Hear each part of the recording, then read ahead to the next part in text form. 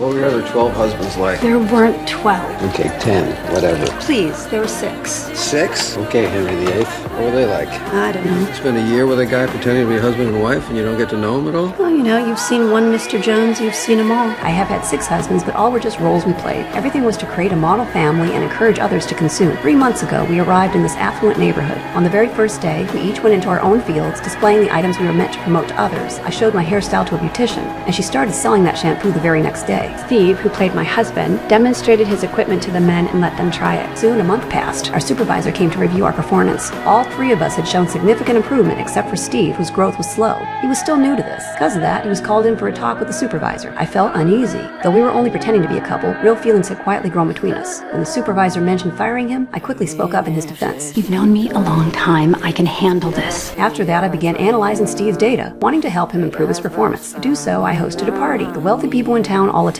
They marveled at the latest products we had placed around our home. To pretend we were in love, I deliberately kissed Steve passionately in front of everyone. But then I noticed our daughter flirting with a married man, a habit she had. Back when Steve first joined, she even tried to seduce him, but I stopped her in time. If you're not gonna do them, why can't I? It gave me a headache. I quickly went over to warn her not to cause trouble. After the party, Steve openly moved closer to me. As much as I was drawn to him, I held myself back. The next day was our day off. I planned to give him some work advice, but he kept interrupting me. So this is just business, huh? Yeah, this is business, and I'm your boss. I don't need to be friends. I got it. That night, I wanted to explain what I had said earlier, but he didn't give me the chance. After that, he became incredibly focused, constantly looking for opportunities. The men started imitating him, buying the same golf clubs and other items he promoted, and his performance soared. Then one day, while I was having friends over home, he walked straight over, picked me up, and kissed me almost as if out of spite, and I felt a secret thrill.